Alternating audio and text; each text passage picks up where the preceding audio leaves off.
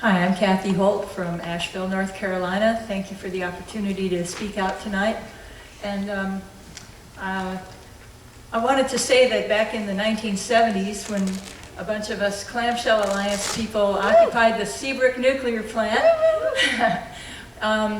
we went through a phase where there were a lot of new nuclear power plants that just never got built. Why? Because the economics were just terrible.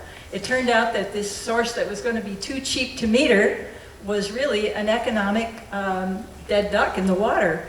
Up until recently, which may be because there's been so much talk about climate change and people are believing that nuclear power plants put less carbon in the air. What people tend to forget is that the mining and milling of uranium and then the transport of uranium is not an insignificant source of carbon emissions, not to mention the fact that it's tremendously dangerous for the people, mostly Native Americans, on reservations in the Southwest where uranium is mined in the United States, and that those nuclear tailings, the radioactive uranium tailings, pose a continued threat in that area.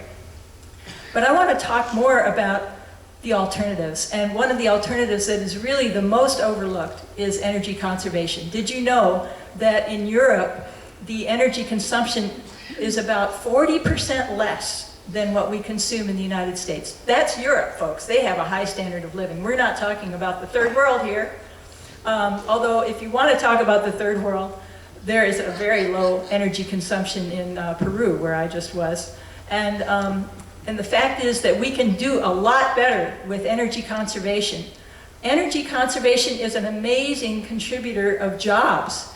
And those are local jobs. They are good jobs. They're jobs that last for a lifetime, as opposed to some of these nuclear power plant construction jobs that are just short-term.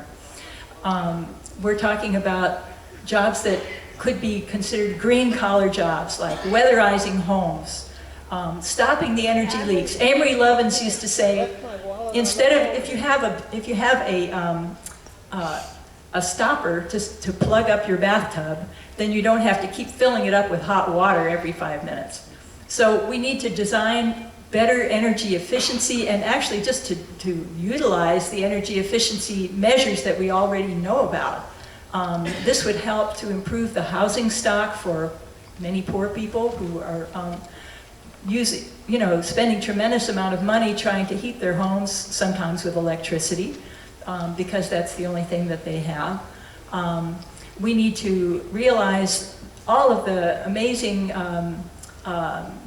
wealth of knowledge that's out there about energy conservation. The problem has been, of course, that we have energy industries which really do not want conservation. So they may give lip service to conservation, and they may do a little bit so that people are fooled into thinking that, oh yeah, they've already done the conservation bit. Well, I'm sorry, but we should at least be able to catch up with where Europe is. Thank you. Thank you.